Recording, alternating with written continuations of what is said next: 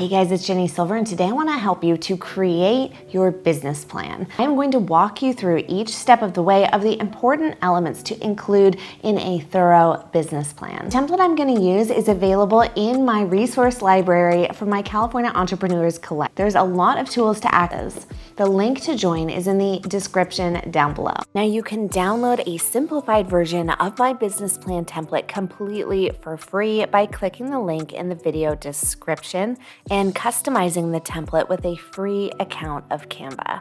First thing we're going to focus on is on creating an executive summary. This is going to be an overarching step back sort of look at your business and your plans. We want this to include a mission statement, which is going to talk about the overarching mission, purpose of your business, and why you exist, and what you hope to accomplish. Following that, you want to give a brief business summary. This is going to briefly go over exactly what products or services your business offers and whom you serve. This can also include brief descriptions of exactly how your business operates day to day. The third thing on this page is going to be financial notes. Anything important that you need to note about your business's finances, including how it is run, who manages it, and if you have any startup goals for acquiring funding. Now, our goals are going to grow and change over time. Who we are, what we offer, and who we serve, and exactly how we do that as a business are also going to evolve. However, many of the seeds that we need to plant early on to reach our initial long-term goals have to be thought through early so that those seeds can be planted early and begin to grow and eventually get us to that long-term goal. So even if you do ebb and flow, navigate a different direction, or change your goals in the future, you do want to start out still planning long-term. Next is an important part in the process that a lot of people skip, and it is creating an elevator pitch. You are going to meet people left and right that ask who you are, what your business does, and essentially why they should become a customer of yours. You need to have this nailed down, and you need to know how to best represent yourself when presented with these situations. You say to someone, if you were trapped in an elevator with them, you only had 15 seconds from floor to floor, and you had to pitch your business to them, describing who you are, who you help, and why they should be a customer. Next, you're going to think through the pillars of your business. What are the core values of your business that are so incredibly important that will drive forward every decision that is made for your business? Think about the purpose of your business. Why do you exist?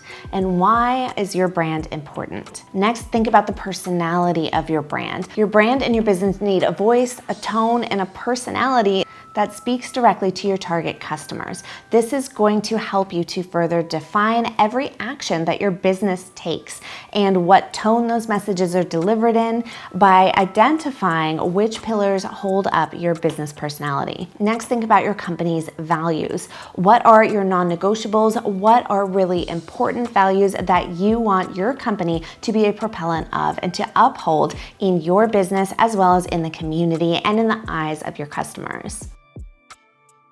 Moving on, you're going to next think of your team members, your suppliers, and your day-to-day operations and logistics. Essentially, how are you going to get the work done? What systems are going to be in place? And who is going to do it? Next, plan out your launch timeline. Exactly what is going to need to happen in what order before you are open and receiving orders, commissions, or making sales with customers and clients. Next is going to be to calculate your cost of doing business. What are the expenses that are involved with simply having your doors, even if they are theoretical doors, open and your business up and running? There's a certain amount of money that you have to pay in order to have a business, cover your business expenses, if you have employees, if you have day-to-day costs, and products and services that have materials costs and labor involved in them. Now, this spans a wide variety of different things that is going to be industry specific. I have a cost of doing business calculator that is available for you to download in the video description.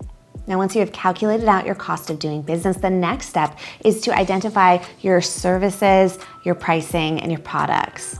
Now, the next component is incredibly important, and it is your marketing plan. Try not to overthink this one, because marketing to a certain effect is going to be a lot of trial and error. You're going to need to do some market research. You're going to need to do some test ads in the methods that you're planning on utilizing and see what gets the most response. So you do want to have a plan here, but you also want to make sure that you are monitoring those marketing attempts, seeing what is working and evolving that plan based on the results that you are getting back. First, I want you to think about your online presence. Think about your website, your blog, and any platforms that you plan to create content on. Next, think through social media. With social media, it is really easy to get spread far too thin in a way where you are not capable of maintaining all of the platforms at the same time, unless you are someone who is utilizing the services of a social media manager. Now, I want you to start small and consistent. Choose 1 or 2 platforms that you know your target customers are hanging out on. Not you, but your target customers. Really get into their brains, figure out where they are on the internet, and target your ads to them specifically. The next piece of the marketing puzzle is going to be online content creation. Now, when we think of retail stores, brick and mortar stores, restaurants, things like that, your mind may not immediately go to needing to create content online. However, this is an incredibly valuable piece of the process for all businesses. This goes for all types of businesses. I want you to think about your target customer. Think about where they are online, what they are searching for, what they are reading, what they are watching. How can you reach them on those platforms? What type of valuable content can you create that then leads them over to your business presence online, your website, your social media, your sales pages, etc. Next, I want you to think about how you can drive traffic in a more powerful way to your business. Can you create a plan for improving your SEO? Can you utilize paid ads? Can you consider cross promotions with other businesses? The list can go on and on. Next, I want you to think about your sales funnel. And this does also apply to in-person businesses as well as online. When we think of sales funnels, we frequently think of online content creators selling courses and giving away lead magnets, getting opt-ins. But this can also apply to brick and mortar businesses as well, just in a different method that is more in person. Think about your lead magnet. How are you going to draw in customers and clients from a wider audience? Next, how are you going to add additional value, build brand recognition and trust?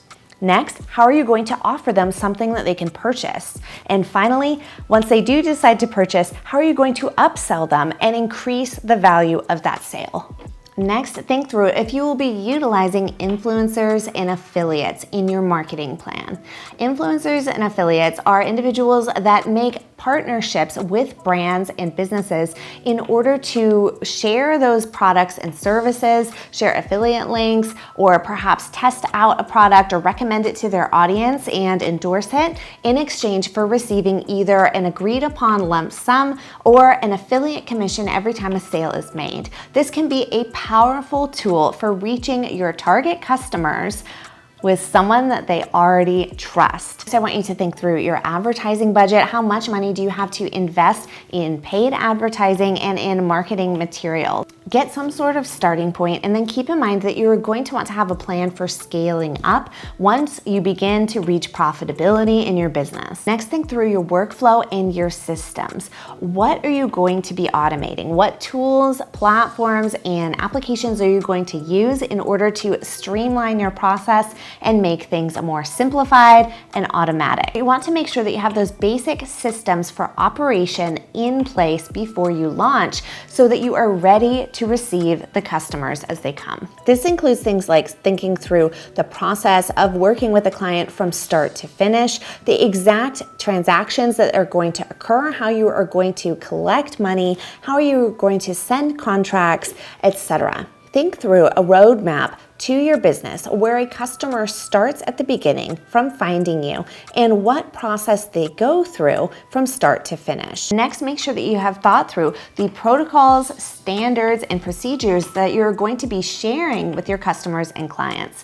You want to have a clear, easy to understand process from the customer's standpoint as well. So things like communication guidelines, how to contact you, the expectations between the client and the business all need to be set up in advance. And for many service-based businesses, this is going to include obtaining and making sure that you understand contracts and service agreements that you need to have in place. Next, I want you to set out goals for yourself. What goals are going to need to be accomplished short-term and long-term? Where would you like to be a year from now, 3 years from now, 5 years from now? And what are the exact goals that need to happen month to month in order to try your best to meet those expectations? Next is going to be your financial forecast. Here I want you to think through your overall budget for your business, where your costs are going to be and what you're going to need to maintain. Okay, you guys, so I hope that was helpful. I want to give you a copy of this template for your own use. You can completely customize it with a free account in Canva. So click the link in the video description down below and you will receive a copy of the template directly to your email. Now, for those of you that want more help with your businesses, you can either check out the California Entrepreneur Collective, or if you are not in the state of California,